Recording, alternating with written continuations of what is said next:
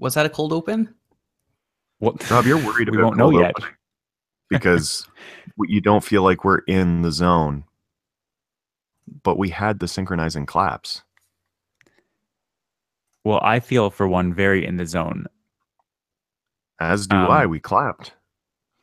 So, Mike, all you I want was to talk feeling about this week is Pokemon Go, No. basically. That first one's mine too. Well, I know, but that one's going to take 5 minutes at most. I have a consumer tech one. Oh, Nick, I know you Yeah. came. You came prepared today, but Mike, I'm a little disappointed. How am I not prepared? I brought more stories than Nick did. You came up with the I very was going to first say, one. like, I woke up this morning with an idea of what I wanted to talk about. And then the Edmonton attacks happened, and I was like, oh, well, no, that's the biggest political news now. And then I went, wait, but I did have that other story that I wanted to talk about. Can I just point out again, for the record, Nick said, I'm sorry, right before we started, that he was going to shut his webcam off as soon as he started recording, and then he didn't. And you said it was fine. Is it no longer fine? It hasn't been. It hasn't been as good as it was since I jinxed it by saying it seemed fine. Guys, I want you to look in my eyes while this happens. Just look, and there we go. You can degrade the quality. There we go. But I'm still looking into your eyes, though. Yeah, your eyes are still there. It's actually better resolution eyes. Look into those dead, cold eyes. They're not that much younger. They look cold. They don't look dead. No. Full of life. My birthday's next weekend. Was that picture taken in this last year? Or two. Okay. Not as bad. So, Mike, my Twitter picture was taken like almost 5 years ago now. Yeah. Mike, lead us in, because you clearly have something to say about home audio recording, and we are doing some home audio recording right now. We are. I'm kind of perplexed because, Rob, you mentioned the other day that a lot of podcasters will use just the Skype audio call recording, and it seems to sound pretty good. Now mine, maybe it's just where I am, but it can be a little echoey depending on maybe how loud I'm talking. I don't know. Studio construction is pending, and once we raise a lot more money. Yes. So that's one aspect. Make sure to like, share, and subscribe. It's out of your hands now, Mike. We always like, share, and subscribe. Yep. The other, so some of the podcasts I'm listening to, they have audio like recording setups, either like a booth or just a room that's who has a outfitted. Booth? John Roderick's building a booth or a studio in his basement. Okay. To host Ken Jennings at his house. But yeah, other people maybe just modify their environment to make it more conducive to recording. And I don't know how to do that. I mean, like, I could look and I kind of have an idea of it, but in a practical sense, like, you don't want to completely dedicate a space in your house just for recording. Right. It doesn't have to be just recording. It could be for all kinds of loud activities that you don't want everybody to hear. That's true. Emma is getting into drums, so that. Oh my God! You actually need a studio. Yeah. I figure if I constructed some panels of some sort, that could be put up when I'm ready to record, but stored in the meantime.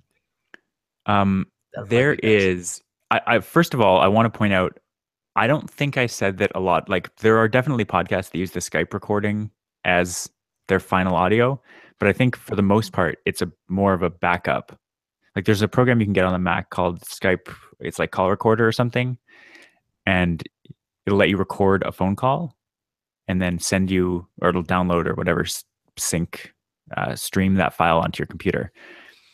And most podcasts will use that as a backup, but it's relatively easy to do what we're doing and like just each person record their end and stitch it together.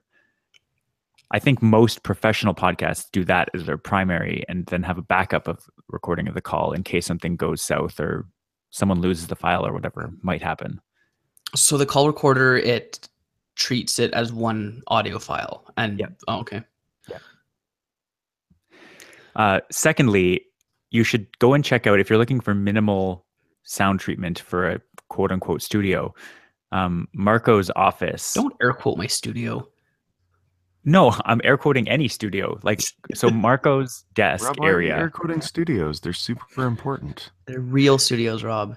The place where he records is basically just a regular like office / room. Mm-hmm. And he's got a little bit of sound paneling, but it's done kind of almost artfully in that there's just a big section of it right above the desk, like mounted on the wall. Yeah. That's Not kind of what much I else. envisioned for mine. Like Yeah. they wouldn't even have to be full wall panels, just something in front of my face so that I don't get echoes back, bounce back, right? Because I was thinking, I'm like, would it be better to make a box to kind of come in front of my mic, but not right at the wall, to kind of like surround the actual mic and not worry Right. about a room type thing? But I don't know what effect that would have. I imagine. I know Like, exactly a what sound- effect that would have. It'd be your mic in a box. It's your mic in a box, Michael. It's your mic in a box. Ooh. Cut a hole Please in cut the me out. box. 2. Put your mic in that box. 3. Cut down on background echoes, and that's the way you do it.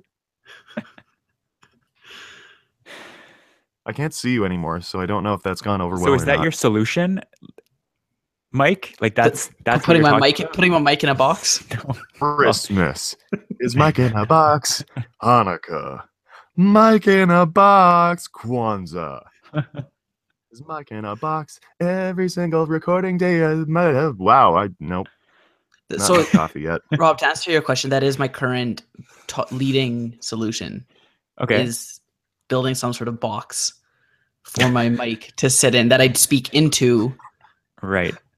The issue with that is if you're doing voiceovers, that's fine. But if you're doing recording where there's also going to be video, or like you want to be visible or see your computer screen, Right. or whatever, Yeah.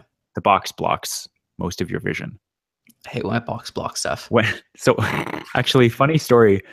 About box blocking. When we first got this microphone that I'm using, we got it at a music store for musicians, and their intent was to use it to record themselves in a studio type setup. Like, it's a relatively expensive mic, it's dynamic, so it's requires power and all that. And we also at the time bought this big Rubbermaid container and some sound treatment, and basically stuffed the sound treatment into the container so there was as much available space as possible, and then put the microphone on a little stand inside that container, which is basically a mic in a box. And I mean, it was a mic in a box. And the only reason it didn't work, well, it did work for vocals and that kind of thing, but it didn't work for a violin, because the violin just kind of spread sound all around the room, and then some of it came back into the area that wasn't covered by a box. But the high frequency of the violin would get absorbed a lot easier, or like get damped. There was definitely some echo, but it was like, that's the best possible solution, except for the fact that you probably want to be like, if there's any visual aspect to what you're doing and you want the audio and video to be synced up, your face is going to be mostly entirely covered by any box that's doing its job. Right. No offense to our video watchers, but I don't care about the video. Okay. So what I mean is, I don't mean necessarily just that you want to be visible, but like, even with this contraption I have around me, most of the screen is blocked. So I can't see a lot of, if I'm trying to read something or do something, a lot of my field of view is at least obscured partly by that. Right. So it's another thing to consider depending on, again, what you're doing with while you're recording audio. Right. Makes sense. Yeah. But other than that, it doesn't have to be expensive. Like sound treatment paneling isn't expensive if you just want to put a panel up behind the wall. And I think in most cases, that's probably fairly, like, you could just set it up, see what it sounds like, and then Right. if it doesn't work, return it, because you're not doing anything to it. Like, you wouldn't mount it, just put it up, see what kind of effect it has. But I don't want to spend that much money on it though. Like I'd rather just staple pillows to a 4x8.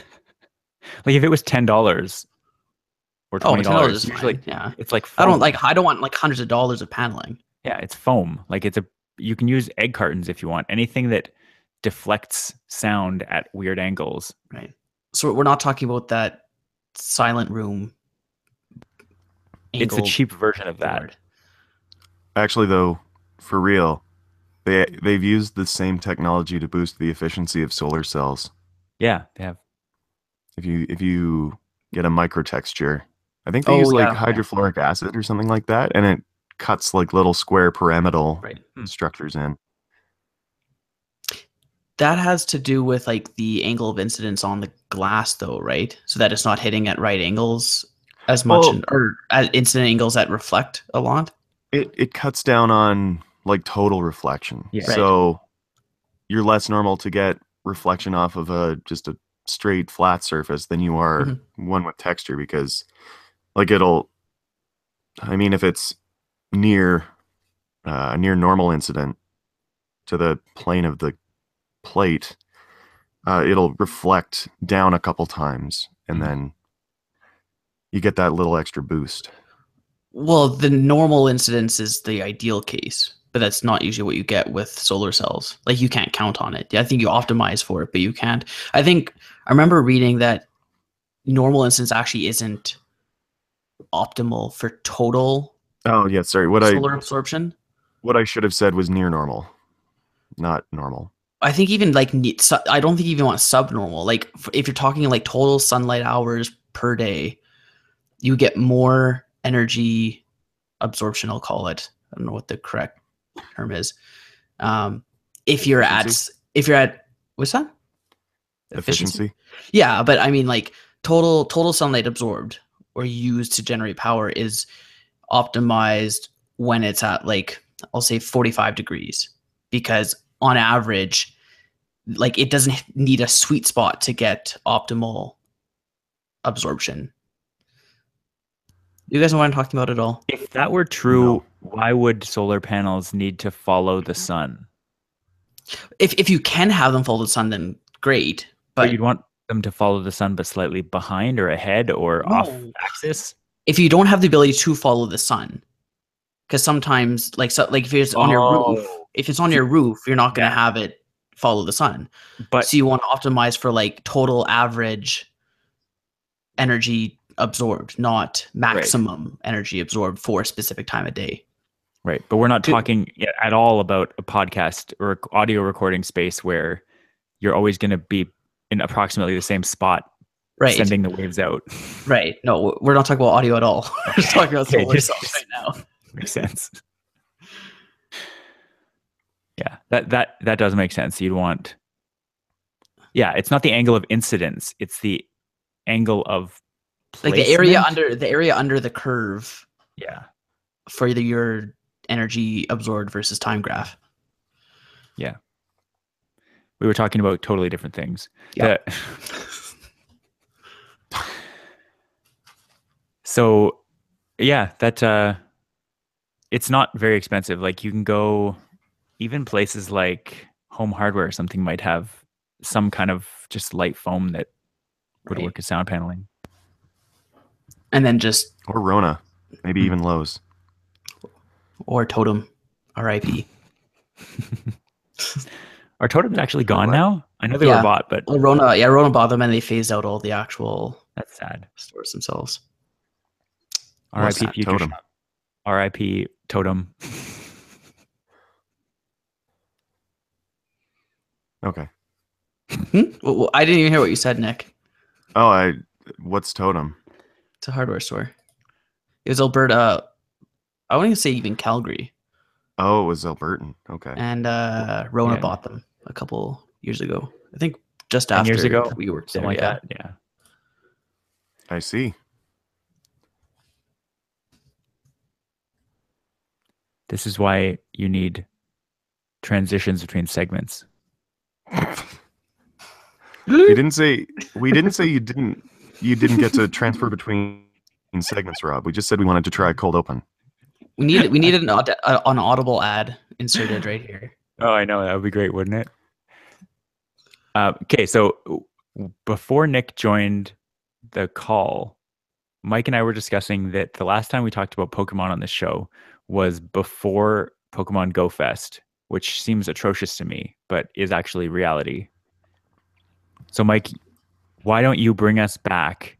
And we don't need to summarize the news because obviously if people listen to the show and for the Pokemon Go stuff, they play it. But what did you want to talk about today? With the new meta, we'll call it, of the game, it's not so much at all actually about defending gyms as it is about raids and coming up with a attacker lineup that will allow you to either solo level 3 raids or maximize your damage for level 5 raids, or both, Or 4, depending on 4 or 5. Sure, yeah, 4 or 5.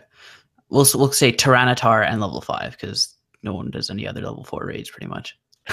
Well, Not anymore. speak for yourself. What about You find Snorlax? people to do Blastoise raids, Rob? Yeah, if I asked. Christ, Really? nobody will do a Blastoise raid.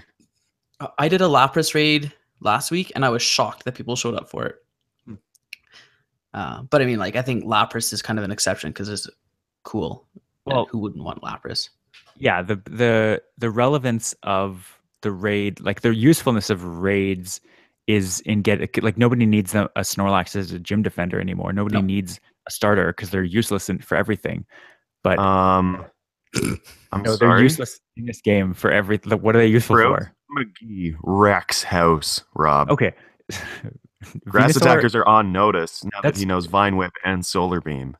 Venusaur might actually be the only exception, but the other two starters are good for nothing, basically. Well, Charizard's really good for attacking Venusaur, but that's about it. Right, but nobody defends with. Anyway, Exactly. the whole point of this is the raids are only good for capturing attackers. Like that's why you can't gather people And items. Yes, but like even with the way they shifted, like people wanted potions in their raids. They meant also potions, but Niantic took, oh, you want only potions? So it's much harder to get items with the lower level raids now. Yes. But I take your point, Mike. Your original point. So anyway, what I was alluding to is that with the emphasis on getting good attackers, people are putting a bit more effort into finding optimal lineups to reach a certain amount of damage against a certain raid boss. So with legendaries now rotating through, so they with the birds having had rotated and then Raikou being in North America for the past month, people every time this comes up, people try to look at their lineup and say, of the ones I have, who should I power up? What move should I change? Who should I evolve? Whatever, in order to maximize my damage for a given raid. So I was looking at, there's a site called PokeBattler, and it's essentially a battle simulation site. So the mechanics of the battle system being well known and established, both through empirical as well as just direct reading of how the damage and stuff is calculated. You're able to set up simulators that can give you a pretty good idea of how your attackers will perform. Yep. So this PokeBattler site, it allows you to not only look at just in general what attackers are best against certain raid bosses, but to actually, there's a function called, or a feature called Pokebox, that for free you can put 50 of your own Pokemon, or for $1 a month 100 Pokemon of your own. So type level attacks and IVs if you wanted to, or just CP and attack types or moves. Put those in, and then it'll run the simulations with your Pokemon. So it's not only like, oh, this simulation says that Golem is the best. Like that's pretty well known, and it's pretty easy to see what moves are best for Golem. Yep. But I know from my list of attackers, I have a Dragonite that is maxed. That is essentially like a neutral damage attacker, at least as far as the birds are concerned, and the dogs. But it often is a better choice to include than someone who would have like a type advantage but be weaker. Right. So these simulations will show those cases where that is true. And I spent essentially like a good portion of the day yesterday running these simulations and like coming up with my own spreadsheet to set up like a lineup. Mm-hmm. So the way that the simulation works is it will take each of your Pokemon that you put in the Pokebox, run the simulation for it against a specific raid boss as many times as it takes to kill the boss. So you can put in like a level 20 Pidgey up against Raikou and say, go Pidgey. And it will say your Pidgey died 2,000 times. Like, but it will do it, and it will say how much damage it dealt over those 2,000 lifetimes. And then it gives you your damage per second, all that kind of stuff, right? So using that information with a bit of math, you can come up with like an average per attacker per battle performance. Yep. Which is, again, like I think it's really cool. I guess we can link, because I have the spreadsheet up on Google Drive. We can link the spreadsheet in case anyone's interested in looking at it. I'm sure View only, of course. You guys might want to. What's that? View only, of course. Yeah, of course. Yeah, you'd have to save a copy of it if you want to use it yourself. But I've had a lot of fun doing it, and a lot of people on the Silph Road subreddit, they're into that kind of thing. People outside of that too, obviously, but the Silph Road is kind of set up to have those types of discussions, and it's generally called min-maxing because it effectively doesn't really matter that much when you have like 15 people battling a Raikou. Or at all. But if you're looking to get a bit more depth and content out of the game, I think it's a really at least for me, it's really enjoyable to look at that kind of thing and say, am I better off putting in my Dragonite over my low level Rhydon, or is my Rhydon better against this in this case, kind of thing, right? The other cool thing about the Pokebattler thing is you can put in what type of battle style you have. Yeah. Like, so there's no dodging, or if you dodge, like when do you dodge and how effective are you dodging? Do you dodge successfully 50% of the time, 75% of the time, 90% of the time? And it'll run simulations based on those parameters. So I think it's really good. I'm on the $1 per month Patreon thing because it's like, you just want to support it. I want to support it. It's really cool, and I've already got my $12 worth. Like, just yesterday, just looking at it, like, because I've always wanted to set up some sort of like battle simulation spreadsheet, and there are spreadsheets out there that will effectively simulate battles. It's not, they usually don't rely on simulations. It's just straight kind of math. Yeah, exactly, like algebra and that kind of thing, right? But when you do simulations, it's a bit more statistically relevant and insightful than just straight theoretical math, we'll call it. Again, the results are probably pretty similar. Like, they might say the same thing anyway, but yeah, I really enjoyed these. I don't know, what are your guys' experience with Raid so far? What have you gotten out of it since they introduced it, specifically the legendary raids? Nick, feel free to go first. My God, we are going back, aren't we? I want to shout out Reddit user Ryan of the Day, who he has put out the single most useful series of legendary raid counter information. I'm going to link you guys to the first one.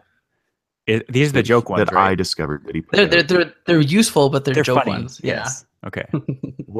What is funny about this? This is serious rating information. And now, where did I put the window with you guys in it? Did he do an Entei one yet? He just put it out today. Okay. We'll have to take a look at that. Yeah. Oh, it's. Yeah, I'm I'll just put it in reading the- it for the first time now, and it's great. I'm gonna send it to you guys as well. So the legendary raids, I gotta say, I was enjoying them more when I lived near gyms. Um, I haven't done a legendary raid since it might be the last time Mike and I were together. What? Are you serious? Oh my gosh. How Yeah, long when was that? Nicholas. you and Kai and I all went out Yeah. together. Yeah, I commute back where I'm sleeping, and there's no gyms here. I guess, yeah. I keep forgetting you're not downtown anymore. Hmm That would hurt your abilities to raid quite a bit. It cripples them, I would argue. There's a Calgary group that organizes though, right? Like on Yeah. Discord or something. And how am I supposed to get to the raids? Bike? So, Rob, it's hard to It's an hour to bike into downtown. No, not downtown, but outside. Rob, it's hard to get people for suburb raids for level 5, like for legendary raids when you require at least like 6 to 7 people, Yeah. unless you're in like a coordinated group for that area. Like Sure. I have one for like the 2 or 3 neighborhoods next, like mine and the 2 next to me pretty much. Yep. But even for that, it's pretty hard, especially toward the end of the month, Mhm. to get people out for raids. Like right now, like this weekend, people are going out to them. So they'll say, hey, there's one here, who's coming, whatever. Yeah. But again, unless you have a car to get to these raids, unless you have enough people in your neighborhood, like specific neighborhood, not just a general yeah, Calgary of course. chat, but for that specific neighborhood, then it's you're gonna have a bad time. Right. Whereas like when you're downtown, like you and I are during the week, like you can basically show up at any raid and just there'll be either already people there or just people will just stream in Yeah. without having to So- coordinate it. I get the sense that our Discord is a little more organized than what you're describing, because we have like the mods have separated our Discord into basically wards. So there's like 20 different raid groups with geographic boundaries set. And so if you post a raid there, you're only posting it, like the only people that are actually following it are people that are within that little 10 or 15 minute radius. As far as I know, that's very common for Discords. But you're Yeah. saying that No, ours has that too. doesn't- but there's not active people in all of them. Even if it's by quadrant, that's way don't have too to large follow of an area. No, but it's not quadrant. It's by it's literally by ward. There's like 20 of them. Oh, okay. Okay, No, so ours the- is by quadrant. Shut up for a second. The Edmonton Discord group had it broken down very well. Oh, Like- we don't care about Edmonton. Well, I mean, it's pretty cold to say today, Mike. That is true. Sorry. The crazed lunatic too just soon. ran around trying to kill cops. Yeah. Yeah. But nobody cares about Edmonton, Mike. Not for raids. Jeez. Yeah, no, but it was broken down very well, I thought. Like each area was, especially if you had a car, you could get places. But even then, like we traveled out of the downtown core a couple times just chasing Lugia, I think it was. And it wasn't good. Like it was difficult getting enough people together. Even with legendary Pokemon. It's odd. And again, it depends on when in the time frame you're trying to get them. Yeah. So right now, like when I went out with Nick and Kaya, it was, what would you say, halfway or a third of or 3/4 of the way into the month, Nick? Yeah. Probably halfway, we'll call it. And by then, most people had got Raikou. So the only yeah. people that were at these raids that we went to were pretty much the group that we formed through the chat group that I had, but no one else really just showed up to do it. Except Did for you like try one. to do one at the very end? In our chat group, like no one was going out to Raikou toward the end. So in at least in Ottawa, in our Discord, the last couple days were crazy. Like you'd have as the timer started, there'd be like honestly 50 people there. Yeah. The last couple of days was an exception because people were like, oh crap, I better go get one. Yeah. But in that third and fourth week, like except for the last couple of days, people weren't responding to these requests, I guess you could call them, right? For people to show up to these raids. Hmm. So unless you were downtown, even downtown, it was hit and miss. Like unless it was right at the lunch hour and people were using their free pass, right?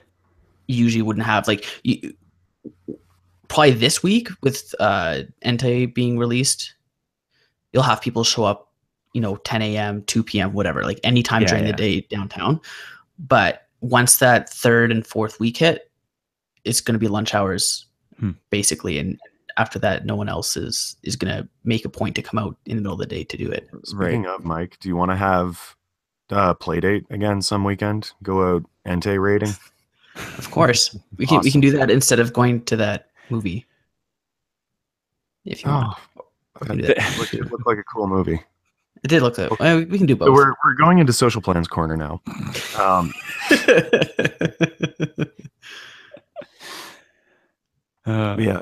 Sorry, I'm just gonna clear my throat quickly. But yeah, so Rob, to answer your question, basically, toward the end, unless it was lunch hour downtown, you weren't really gonna find people showing up to these things.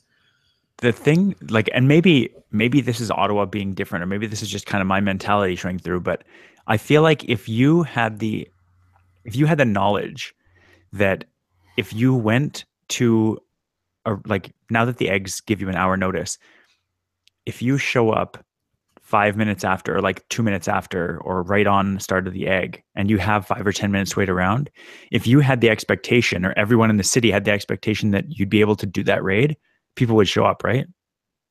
It's the idea that even if you wanted to go, nobody else would be there. That's the problem. That's why everyone wants the raid lobby to actually let you say, like, I'm interested, I'll be there. Right.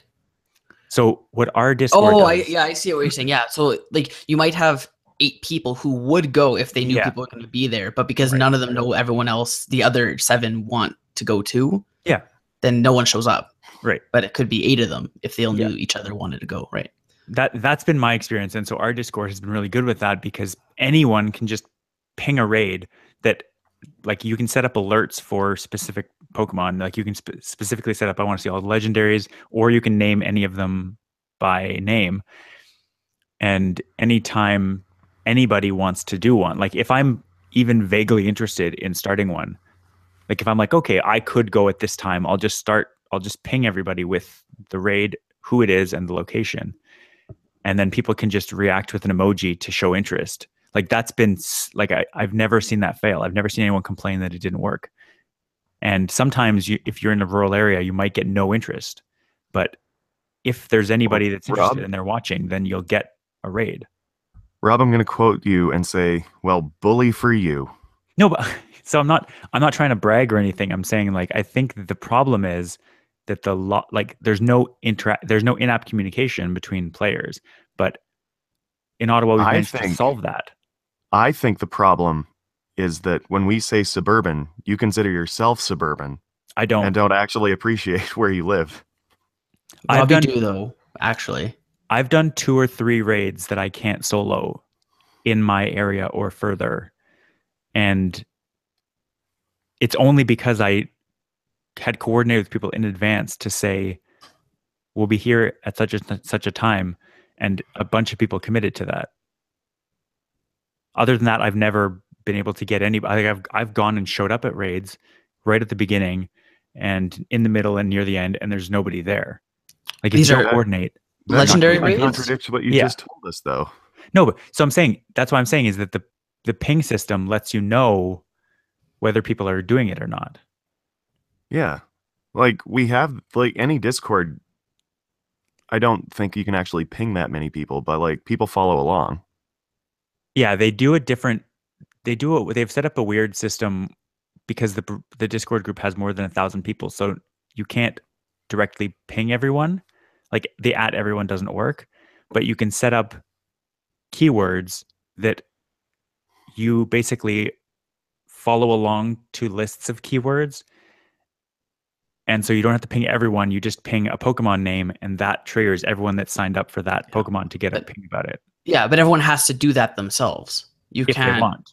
If they want, right. So you're relying on people to take it upon themselves to And they do that. In your case, yeah, because it's very easy. Because you just they have. You just tap. What is it? I don't even remember anymore. It's like watch, and then legendary or whatever it is, and it subscribes you to the notifications. Like, it's very straightforward. If it wasn't, I don't think it would work that well, but it does. It works very well. That does sound nice.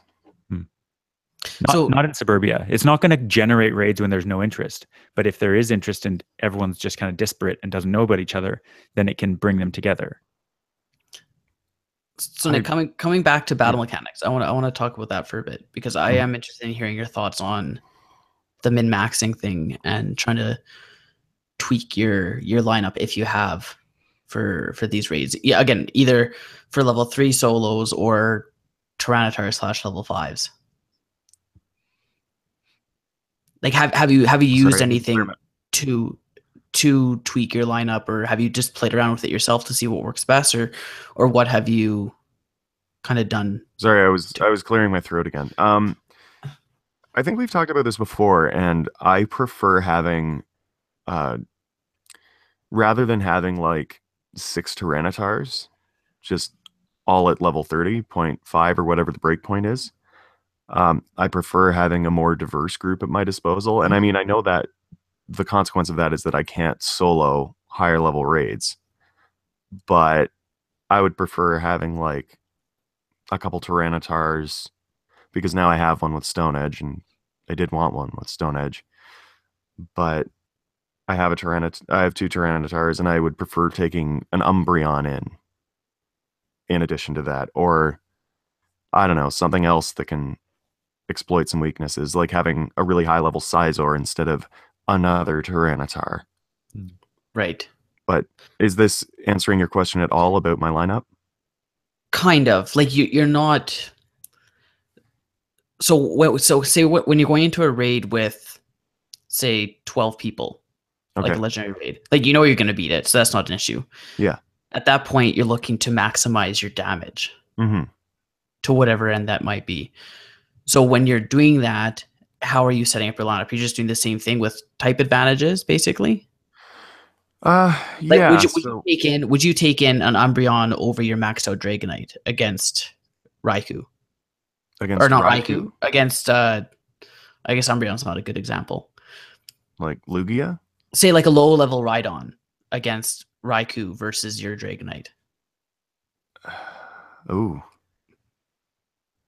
And this isn't a question specifically for you. This is everyone's dilemma, because even when you're standing in a circle of ideally 12 plus people where it's not going to matter. But the other day, I was telling you guys about this story, how we were trying to 5-mana Raikou, and I'd say we could have easily done it, but at least done it, period, if I was able to pick everyone's lineups. Not to say that I'm the best at it, but like, you were the best people in that group. But I've been in these groups and I've seen what people use, and I'm like, what? Yeah. Well, so an example would be Kai and I went to a Blastoise raid once, and there were about 8 people standing around, and we said, "Oh, have you guys gotten it?" Because 8 people standing there, you'd assume. They're like, "No, we're having a lot of trouble with it." And yikes. Kaya and I and like one other person had just shown up, and we made sure that everyone who was actually standing there for Blastoise was getting into the same group. And so, I don't know, it's pretty tough. And I was like, listen, guys, there are 10 of us. We've got this. And oh, how I could have rued my words. So I went in with, I think, a couple Venusaur, a couple Exegutors, and then Jolts all the way down. And that particular Blastoise had Ice Beam. So that was tricky for the grass attackers. Just kind of one-hit KO them. But I know exactly what you're talking about, because I I looked at the battle animations that were happening, and someone was using Rock Smash. And I thought about it, and I was like, okay, wait. What Pokemon would you be using that knows Rock Smash? There's not a single useful Pokemon in this scenario that knows Rock Smash. Like, I assume someone is using Poliwrath because it resists the attacks well. Yeah. And in that moment, I went, oh, I see why you're having problems beating this Blastoise. Yeah. Like, Or, like, I've run into people that say that they literally just go in with whatever it auto selects for them. yeah, Chances be damned, right? yeah. I think it's getting better about that. That depends, though. Rob, it doesn't depend. No, okay. Mike. No, Rob, it doesn't depend. Can I say one sentence? I'm not defending that idea, but if Okay, I go into one sentence starting now, I'm just gonna run on it. So if I go into a semicolon? raid, if I go into a Raikou raid and it picks Rhydon, Donphan, and Golem, and that's like those well, six. Obviously you go with that. Then I don't have to change anything. Right. Like, it doesn't, especially if there's 15 of us. Like, it doesn't matter. So when I was doing Articuno, it was pretty bad at emphasizing resistances. Like, it would pick all my water Pokemon against Articuno because it resisted the ice attacks really well. But it's like, I don't want to use water Pokemon, right? You don't get the DPS that way. So it's I guess. Sorry, Nick. I'll let you finish your Blastoise story. No, that was my Blastoise story. But the other story I have that's relevant is when we were down. This is the one like suburban raid that actually worked out for us when we were hunting Lugia. And it was the one where Kaya finally got a Lugia, which was nice. So against Lugia, especially if it knew Hydro Pump, I was taking in Tyranitar, Gyarados, and Umbreon was my anchor because Umbreon just has outrageous defense stats while also getting super effective dark attacks in. And so we were sitting and chatting with each other about Pokemon selection. And one person said, like, I mean, I feel like if we all pick Pokemon intelligently, like we should be able to beat this if we have about, I think it was 12 people. And I just like jokingly said, that's right. No Blissies.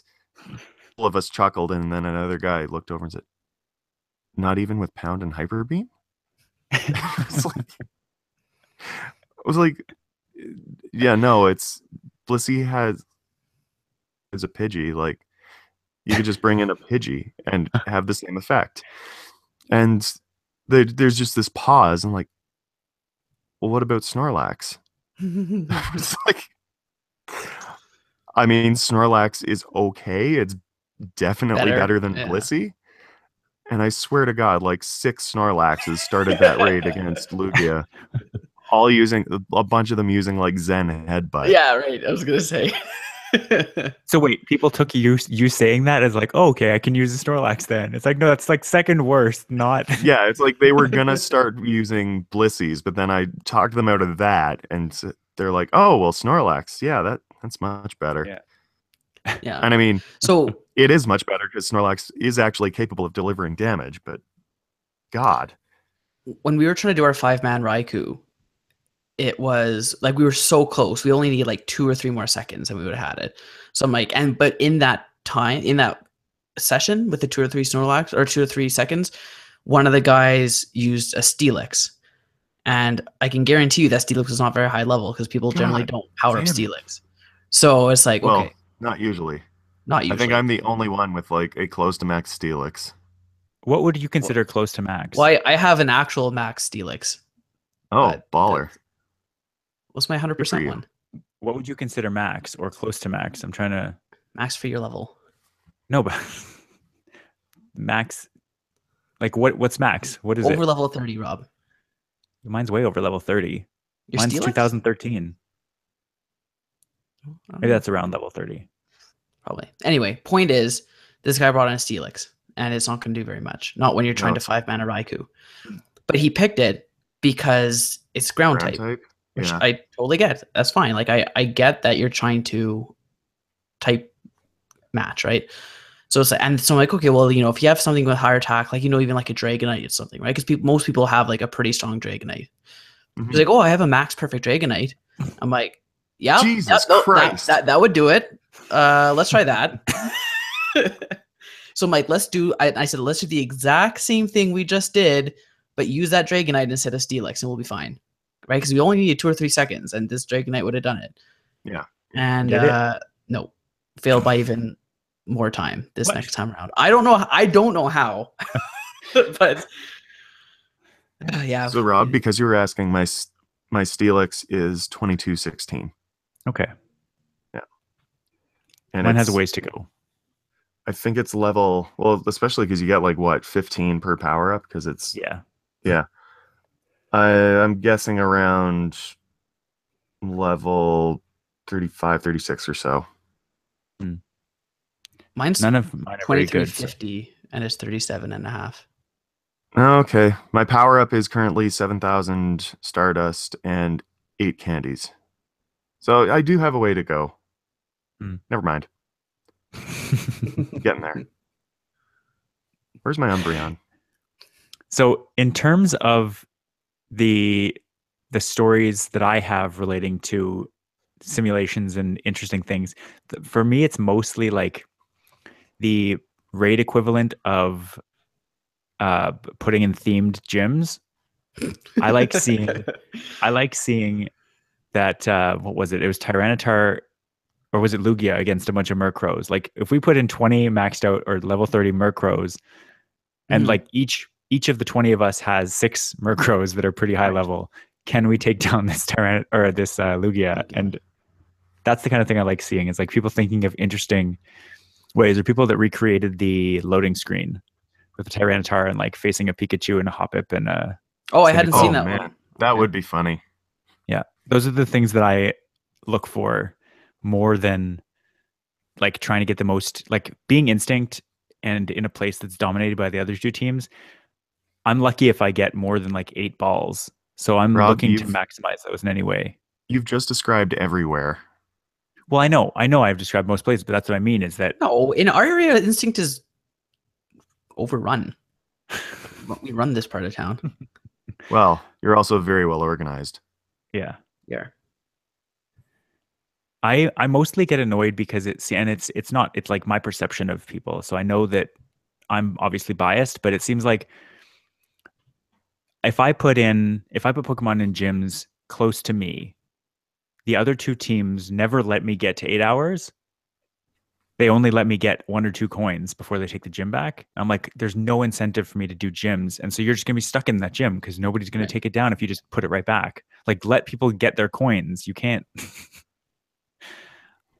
I don't let people get their coins.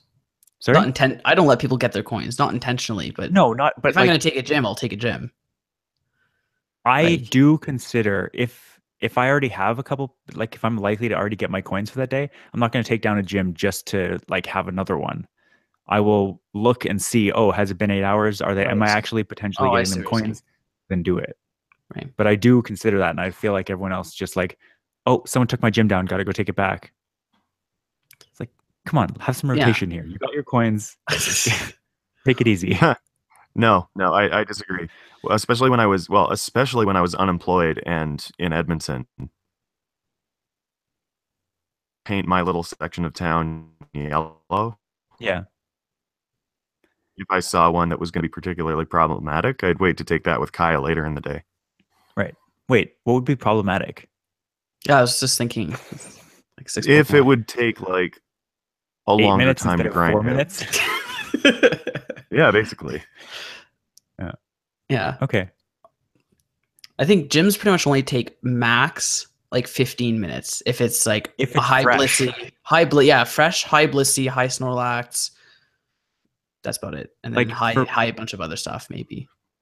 But at the same time I can wait for it to demotivate and come back later. Exactly. Yeah. Under the old system, you could at least it would take a while to, if there was more than one blissy, it would take a while to get through them multiple times. But with the current system, when they don't get time weaker is an enemy. When they don't get weaker each time in the old system either, right? Exactly. Like in this one, if I'm facing like a 3,000 plus blissy and it takes I don't know, I guess less than 90 seconds, like however long it takes to take one down. And it's like, oh, like won't have to do that long again, right? Like the next one, like 30% easier or whatever, right? Yeah. One of the things, like, Yeah, and I do like yeah, that the current gym system forces diversity. me too. I almost want more of that. Like, I'm kind of sad that you can't put any legendaries in gyms like a lot of people are. There are all kinds of rules, but I really don't see, like, each of them are type specific enough that they have counters that they would go down. They wouldn't go down worse than anything else. So I don't really see the logic in having a limitation. I can't see them, like, once the legendaries have all been released, like everyone has had a chance to get one. I can see them allowing them in gyms. Like, possibly their mindset is like, until everyone has one or has had the chance to get one, they don't want to have them in gyms. Right. But then once everyone's had a chance, I was like, oh, now you can put them in gyms. Yeah. Like, I hope maybe one legendary per gym or whatever, right? But even then, like, why? Who cares? I don't see. I'm saying, like, if they want to have some sort of level of rarity or prestige, they can have some rule about how many legendaries. Sure, I guess so. Right, or maybe, or I think I saw one suggestion that everyone can only have one legendary in a gym at any time. Like that. I mean, those are, like, they seem arbitrary because you can have, like, if you have a Tyranitar, a Blissey, Dragonite, a Snorlax, Rhydon, like, you can have over 3,000 Pokemon, and they'll be just as hard to beat as any of the other gyms, and they'll decay really, really quickly. Like, it doesn't seem like that big of an impediment to defeating a gym. If anything, it would take like 5% longer if you had a bunch of maxed out legendaries in a gym and you tried to battle it immediately as soon as it was put up. The reason I support not having legendaries in gyms is more that, like, in traditional Pokemon lore, legendaries aren't ubiquitous. Right. Be rare, and it sounds like the reason that the legendary birds became so legendary beasts by extension is just how badly GoFest screwed up. Mm-hmm. And so I don't actually like how common they are. But they are, though. Like, they are now, and that's just the reality. So it doesn't make sense to have, people with literally 30 of each legendary or more, but not allow them to be put in gyms. But you also don't. You still don't experience baby Pokemon in the wild because that's part of the Pokemon lore. Yes. I see reasons. It's not the same. I see reasons for doing it, but it just kind of seems like, by all means, have one per gym, have something. But right now, you can catch a perfect, like, 100% legendary, max it out, and it's a trophy that sits in your case, and you can't do anything else with it except battle. Like, you'll never be able to show it off. Which is what you would do in the main series games. But this isn't supposed to be a main series game. This is supposed to be interacting with other people and admiring each other's accomplishments, I guess, kind of. I mean, I don't really. I've never been one for gym showboating, but not showboating. Just like, here's the thing that I've been working really hard on. Yeah, like when you see a maxed out 100% Tyranitar at the top of a gym, it's like, wow, that guy is either a spoof or really lucky or worked really hard for it, and that's fine. You can draw whatever conclusions you want, but you still notice it's sitting at the top of that gym, maxed out. Although I will say, with motivation decay, you don't usually care. What's that, Nick? You say you don't usually care? I don't usually care. Like, you don't get him. Like, that's nice. Right. That's the only reaction that you'd go for. It's not trying to generate, like, envy. It's just like, hey guys, check out my cool Pokemon. If you think the gym meta is stale now, imagine if it was just legendaries in gyms all the time, because that's what it would get to. I don't think it's stale. I don't think it's stale now. I think it's pointless. Yeah. Okay. Except for getting coins. Literally the only reason I put any Pokemon in a gym, unless I already have 3 or 4 in gyms at the time, is because I want that type of candy. And so I'm going to feed them Stardust to get that type of candy every 1 in 100 or whatever the drop rate is. Yeah. That's the only reason. I'm still picking defenders based on what I think is going to defend the best. But it's all theoretical because someone can take it down without any added difficulty. Oh, but like if I'm putting something in behind a Blissey or a Snorlax, usually I'll go for like Exeggutor because I know it stands a chance of hitting like a Machamp with Confusion Right. before it can advance to the next thing, just like making it more difficult for the attacker. But ultimately, that just means one extra revive Yeah, and the difficulty Hyper is marginal. And that. that's the difficulty I want to cause for the attackers. Right. No, and it's a completely valid approach to the gym system. The same way with raids, if you're trying to min max and optimize your lineup, like ultimately, you're saving yourself 2 seconds, or you're getting an extra 0.5% damage. Like it's nothing, but it's an added element to the game. Yeah. Yeah. I've started experimenting when I'm taking a gym down now. Like obviously I had been trying to take down everything, like run through the lineup with one Pokemon. But now I'm at the point where I'm trying to kind of not just diversify defenders sometimes, but diversify attackers. So like a raid before, a few days ago, I used a gym. I used a Houndoom, and it was amazing. Like it was good against stuff that I didn't even expect it to be good against. And so I'm going to use it more often. Like What do you mean? What do you mean that you learning. didn't expect it to be good against? I don't know. Like I knew it was dark and fire, Yeah, Dark and Fire. Yes. but like it did better than I thought against just like as a general attacker. Right. Yeah. Well, it's got a decent attack stat. Like it's pretty high up there. But I never would have guessed. Right. Unless you've either looked at the stats or just tried it. Right. And I'm never ever going to look at the stats for anything. That's how I always feel about Kingler too. Like because it's got like such horrible move sets. Mm-hmm. But when you use it, like it's chunking off damage at a pretty good pace. Like it's got, I think, pretty similar stats to Houndoom in that sense, that it's attack heavy, but just super glassy. Mm-hmm. But as a generalist, like it's pretty decent. Except when it has bug moves. X Scissor is not bad though. X Scissor is pretty good. Like it's actually a good experience with it. Best charge. Well, depends who you're using it against. You don't want to use it against something that resists bug. Sure. Right. Rob, you also had a very good experience with a Donphan with counter and earthquake against the Zapdos. So with and against Blissey. That Donphan kills Blissies. Yeah, Donphan is actually I bet it does because it knows counter. Yeah. I don't imagine that it does a whole lot of damage against Zapdos though. No, it does. No, it doesn't. Kingler is actually good against Blissey as a generalist. Again. Oh, interesting. In a raid, I never notice if something is doing a lot of damage or not because everyone's contributing the amount of damage. Like I know, and that's why I say that Donphan doesn't do a lot of damage. You were just in a raid. So, have you guys been in like a 10+ person raid and gotten 2 damage balls before? I think so. I think so as well. I don't think I've ever had 3, but because can you get 3? Not from a 10+ per. Like, so the way that damage balls are distributed is, I believe it's 5%. If you do 5% of the damage, you get 1 damage ball. If you do 5 to 15, you get, 5 to 15, you get 1 damage ball. 15 to 20, you get 2, and if you do 20 or more, you get 3. I might be mistaken.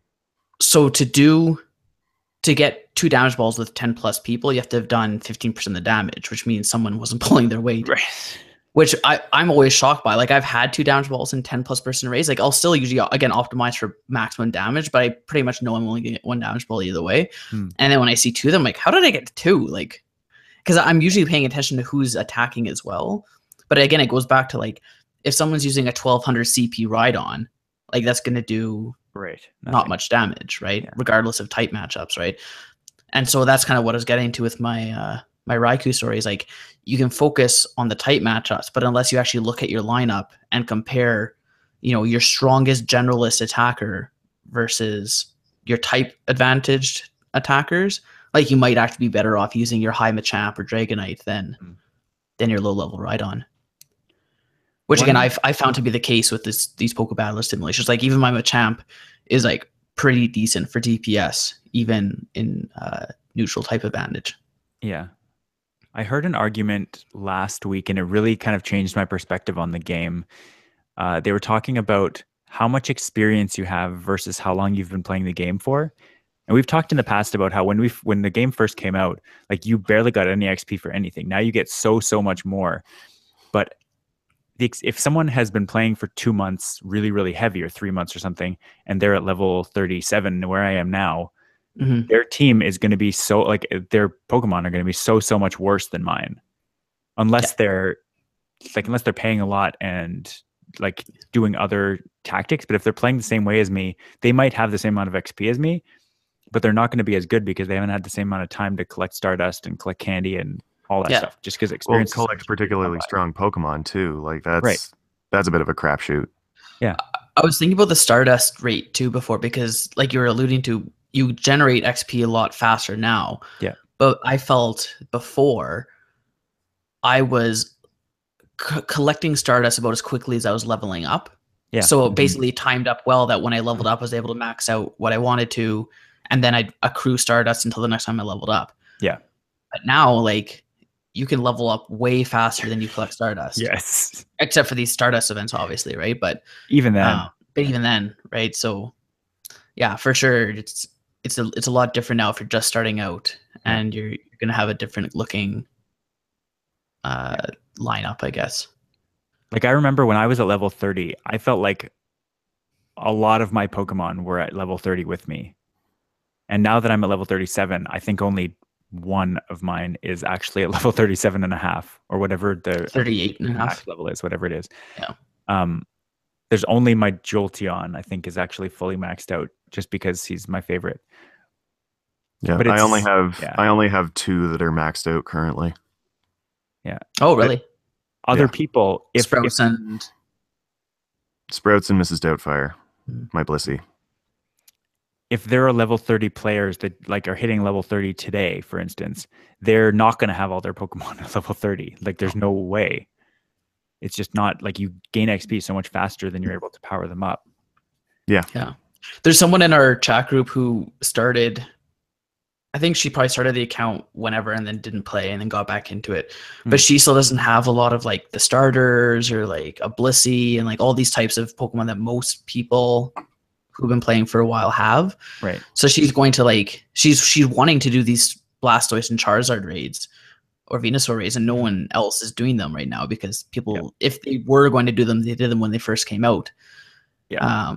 So I feel bad for people who kind of missed on like the events that we had, like the Halloween events. There's some people I see on Reddit all the time, people don't have like Gengars yet. Right. Like, people are walking gas. Wow. Like, how do you not have a Gengar yet? Like, were you not here last year? But a lot of people, they didn't start until like spring or summer of this year. Yeah. I don't think I'd have a Marowak if there hadn't been. Yeah, no, exactly. Yeah. I mean, I would, because I'm a completionist of the Pokedex, but yeah, it's a weird thing. And I really like that the Gen 2 ones are level 1 raids, because it makes it super easy to get 10 candy at a time. But there's no way to do that for the Gen 1 starters. And I would do that. Oh, to get 10 candies at a time. To get candies. Like, you can get 20 candies if you're able to get enough people together to do a level 4 raid, but right. Yeah. I still don't have a Feraligatr. Need to get on that. You should probably do some Croconaut raids. Yeah, no, I know. I don't have a Feraligatr either. Mine is so good. I'm so happy with it. I'm still walking my Totodile. I know you are, Rob. Got to max him out. I didn't know you were Rob, but I'm not at all surprised. He's so cute. He's actually got a fairly high maximum CP. I bet he does. And he's got Bite and Crunch. So I'm walking my Lapras. Yeah. So that by the time I level up, I'll have enough to power it up again. I was walking my Lapras until I hatched 2 of them. And then I got 5 10K eggs that are probably going to be mostly Laprases. Because that's all you get in this event. I got a bunch of Snorlax, actually. Really? None are better than my current, like, almost maxed out Snorlax, but yeah. I haven't... Oh, I got a couple Lapras, actually. They were also terrible. Oh, I didn't tell you guys. My best Snorlax is the one, like, my first hatch from way back whenever. and it was a battle of the best of them. So that's the one I just powered up. And Yeah. I got a second highish level one that wasn't as good, but I kept powered up to sit in gyms. So I was checking IVs the other day, and I was like, I don't think I've ever checked the IVs of my good Snorlax. Like, I knew it was a battles of the best of them, and I just powered it up, so I didn't really care. Yeah. So I checked the IV. It's just a 96% Snorlax. Nice. And I was like, wow, that's lucky. the one that I happened to keep powered up was... That was hatched or in the wild? That was hatched. Okay. That's Snorlax. Nice. Like, the first one I caught was a lower IV one in the wild, and then my next one was a hatched high IV one. Yeah, my first Snorlax hatch was battles with the best of them, and I was like, oh my god, this is my guy. Yeah, exactly. He's FAF, so no 96, yeah, right. But yeah.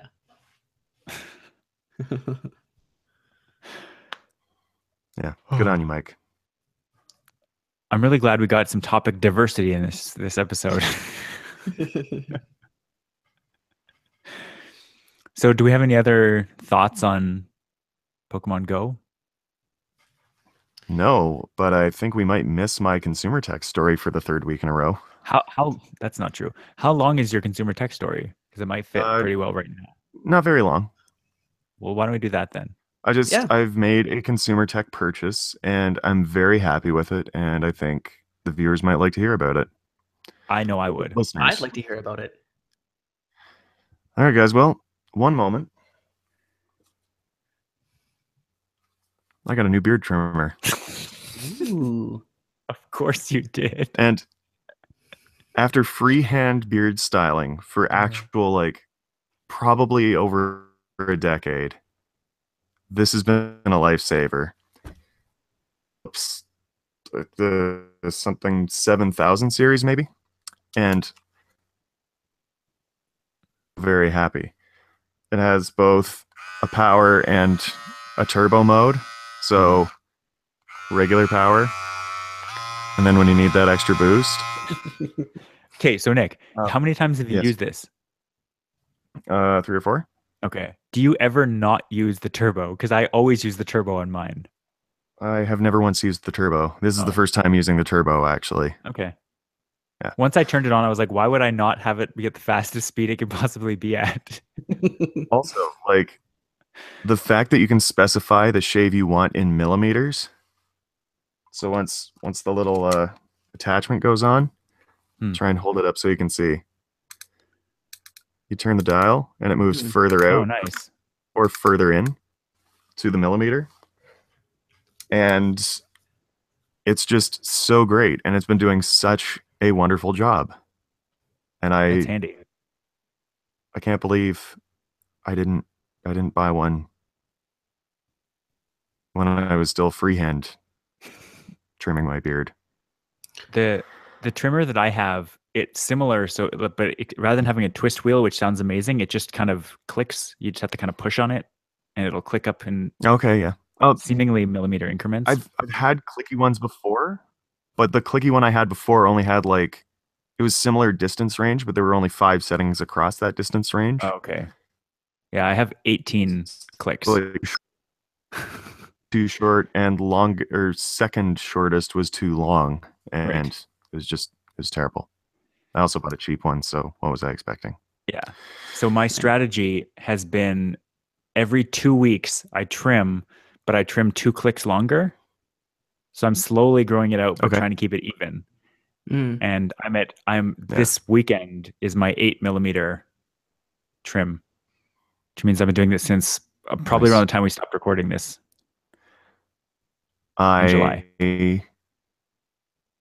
On a 5 millimeter, thinking that would be plenty. And then I looked at my face in the mirror and I went, well, doing a couple different passes with different settings, and like 10 seemed way too long, and then I set it to 5 and did a strip, and I went, huh, so my whole face has to be 5 now.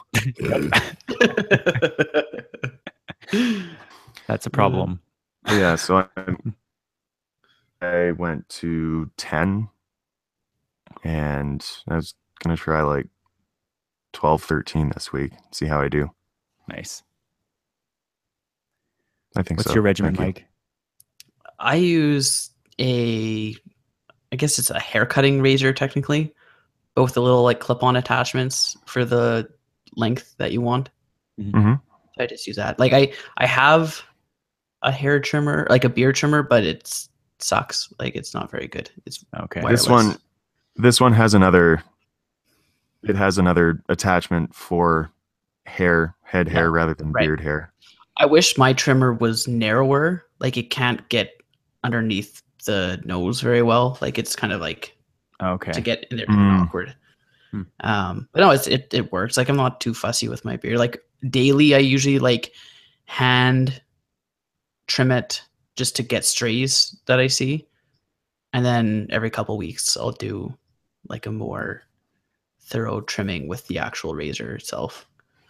I can't imagine being Okay. that dedicated Doing every what? day trimming Oh well, for it's not strays. like I'm not spending a half hour in front of the mirror. It's like if I'm No, looking even in the just mirror, being I'm that like, oh, there's some vigilant. crazy hair sticking out there, and I'll just trim them off. Yeah. Well, Rob, I mean, Mike wants to look good, and it shows. I know. No, I'm not saying it as a bad thing. I'm saying like I am too lazy for that more than anything else. I wish I could grow the beard that you guys have and then just be lazy about it because my hair doesn't grow. I can't be lazy though. Like if I'm only trimming my cheeks weekly, I start to look like the Wolfman. Like I'm getting older and the hair is just like getting both higher on my face and lower down my neck. Mm-hmm. Like I actually looked at it a couple weeks ago. No, it would have been, yeah, I think 2 weeks ago was the incident. The incident. Yeah, but the neckline, because I went, oh my God, when did my hair get that far down my neck? I used to just, that was there naturally, and I don't know what happened.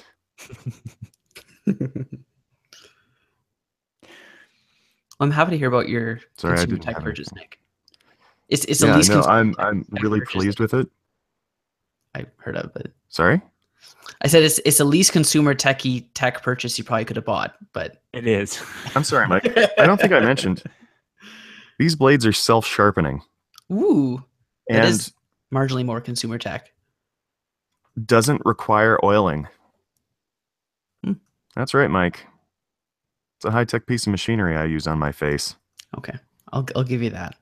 Yeah. I always feel like doesn't require oiling is just like will need to be replaced sooner. It's like if you don't oil it, it'll stop working. But you don't have to. In fairness, the other shaver I have is from Braun and was 15 because I had to start shaving. And it requires oil and has never once been oiled. Right. I think mine requires oil too. There's times where I'm shaving, I can feel like it getting hot. Right. Like on my face. I'm like, that's some friction. Mm-hmm. And then I'll sometimes use like baby oil in the blades. Instead of like, I mean, like oil's oil, right? No. I don't think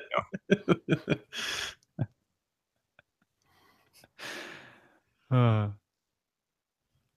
The good thing about doing a cold close to an episode is that whenever I have to leave, I can just leave.